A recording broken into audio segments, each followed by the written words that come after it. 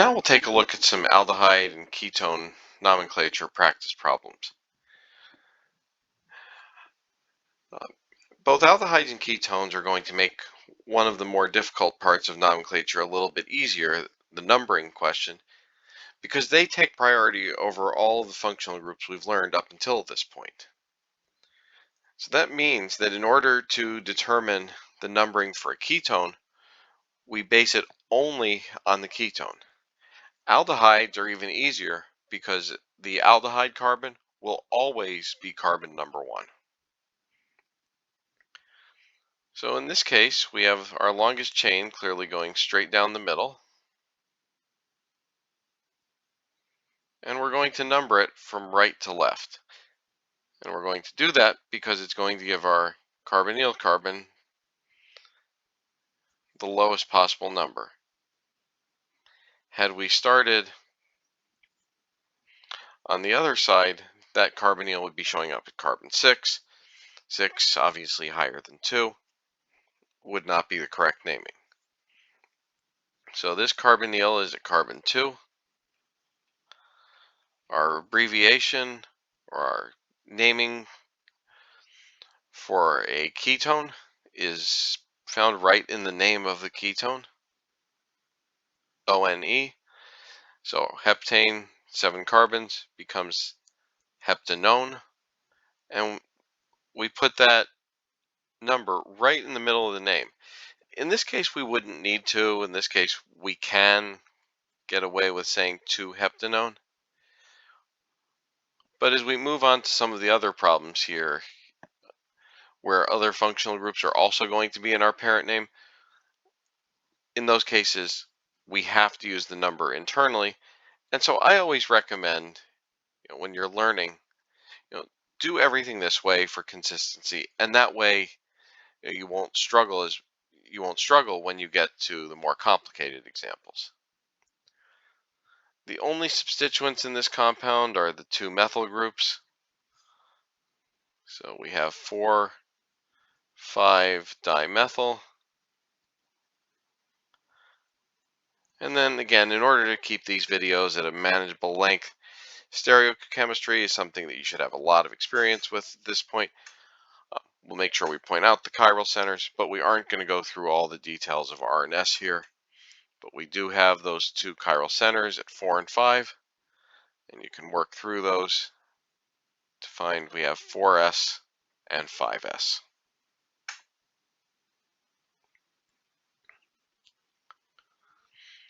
Question 2, we have an aldehyde. And so an aldehyde, as we said, even easier for numbering because that aldehyde carbon always carbon 1. So we have a 7-carbon aldehyde, heptanal, because the Al ending is what we use for an aldehyde. We don't need a number to indicate the aldehyde because, again, we know the aldehyde carbon is always carbon 1. So we can put in our substituents. We have a pair of bromines on carbon 4. So this is going to be 4,4-dibromo. We have a methyl at carbon 6, so 6-methyl. And what about stereochemistry? Well, this compound doesn't have any chiral centers. Carbon 6 here has 2 identical groups, the methyl groups, and carbon 4 has 2 identical bromines. So no chiral centers. So that is our entire name.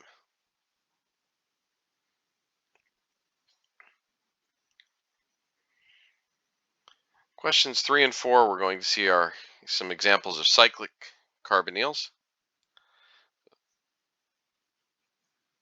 Given that we can start anywhere on this, we're going to start at the carbonyl. So our ketone will be carbon 1. That means this is going to be cyclohexanone. We don't need the number in there because we know that the carbonyl is a carbon 1.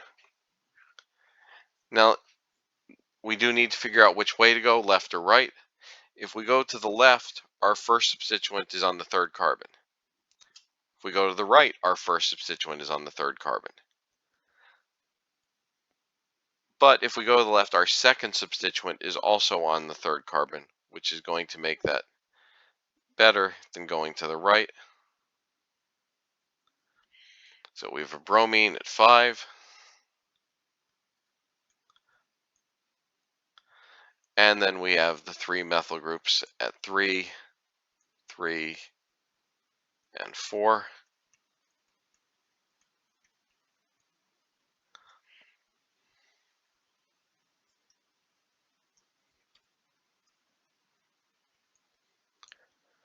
And then we have 2 stereocenters, carbon 4 and carbon 5. Carbon 3 is not chiral because it has 2 methyl groups. 4R and 5S.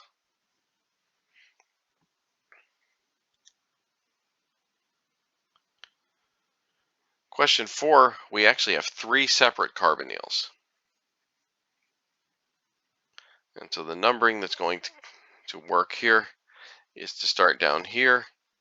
Again, the carbonyls get priority over any substituents in the compound.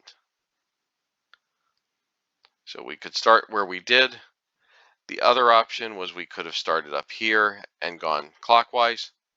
That would have given us 1, 3, and 5 for the carbonyls also, but it would have put our chlorines at carbon 7, whereas doing it this way puts them at 6.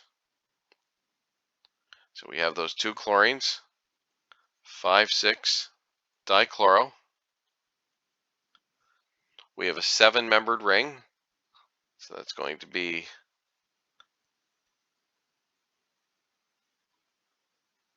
cycloheptane, and then 3 ketones. Those are at 1, 3, and 5.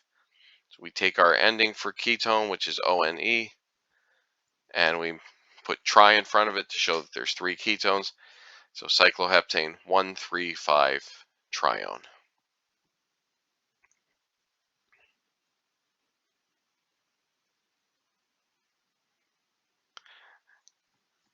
Now in number 5, and we'll see again in number 6, we have compounds that contain both aldehydes and ketones. So it turns out that the aldehyde, which we've talked about before, is always our carbon 1, will take priority over the ketone.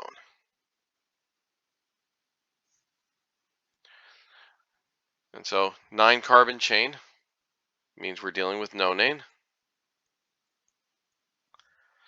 We also have to account for the alkyne in our parent name, so non 7-ine, and again the aldehyde because we know that that's carbon 1.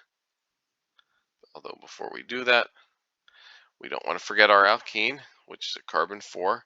So non 4-ene, 7-ine, and then al. That al at the end is our aldehyde, and again, we know it's at carbon 1. What kinds of substituents do we have? Well, carbon 9 has a bromine.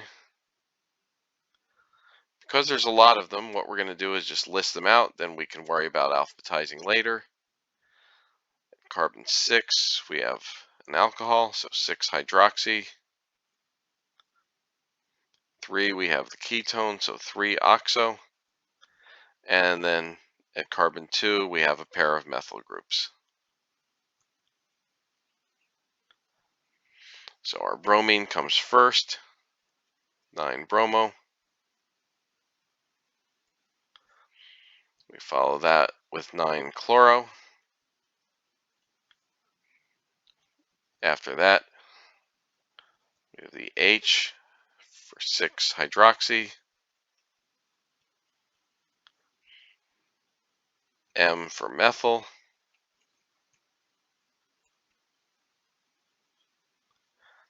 and oxo. So we're just going to put our stereochemistry on the first line, our substituents on the second line, parent on the third line. But if you were writing out the full name, you would just read straight across all 3 lines. So where do we need to indicate other things. When we have an alkene at carbon 4, we can see that that's a transalkene, which we know means it's going to be E. And then we have chiral centers at 6 and 9. So at carbon 6, we have R, and 9, we also have R.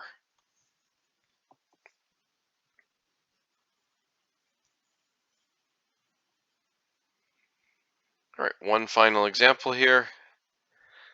Again, this compound has both aldehydes and ketones in it. So the aldehyde again gets priority.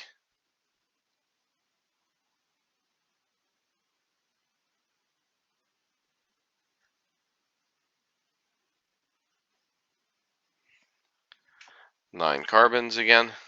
So derivative of nonane. We have an alkyne at carbon 9, so ine, and then al for the alkyne. We have 4 different types of substituents here. We have some methyls, pair of them here, another pair down here. We have 3 bromines, 1 thiol, and a ketone. So we can alphabetize those.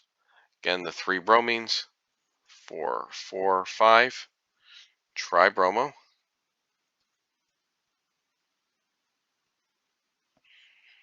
Next alphabetically is our thiol, because remember, when as a substituent, the thiol gets named as mercapto.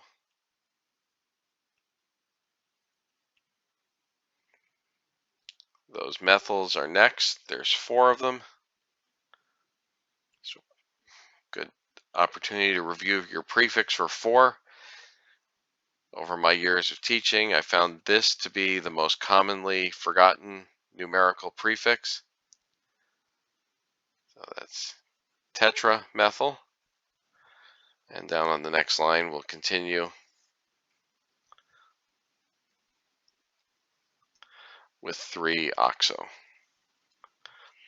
Finally, we have 2 stereocenters. Carbon 5 is chiral, and carbon 6 is chiral. They both end up being R. Give us our full name: 5R, 6R, 4,4,5 tribromo 6 mercapto 2277 tetramethyl 3-oxo none 8 ine al.